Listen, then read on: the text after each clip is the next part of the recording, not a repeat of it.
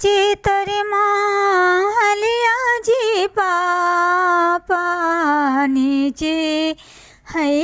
दुआरिया आहो नीचे है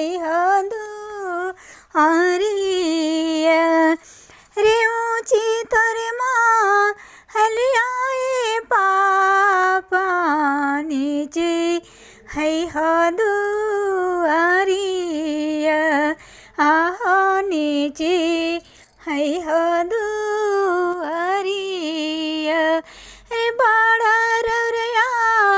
अंगना जी पापा सजन टेकले दुआरिया आहो सजन टेकले दुआरिया रे बाड़ा तोरिया गनवाई पापा सजन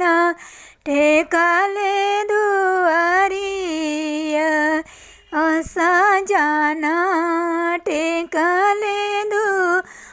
दुआरिया रे कावरे बैठे जी पापा नैहर सब लोगवा रे नैहर सब लोगवा इस बीच रे दूसरे ओरे बैठे जी पापा ससुर सब लोगवा ससुर सब लोगवा रे कारे बैठे जी पापा नैहर सब लोगवा नैहर सब लोगवा रे दोसरे दूजे बैठे पापा ससुर सब लोगवा ससुर सब लोगवा रे से कर बीचे बैठे जी पापा के पुतरिया आहो के पुतरिया संगवानी बैठत जी पापा उला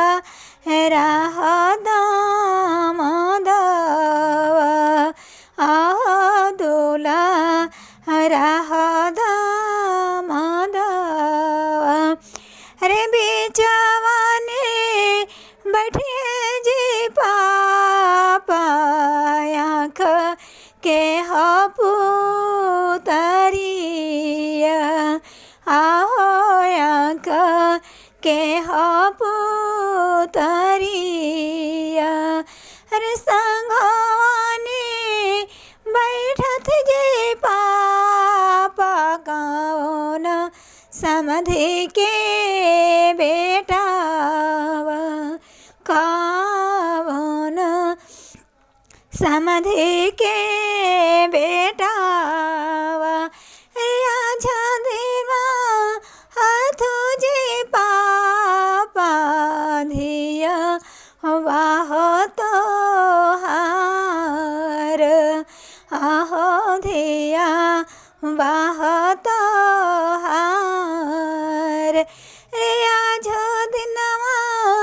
हाथो जी पापा धिया वाह तो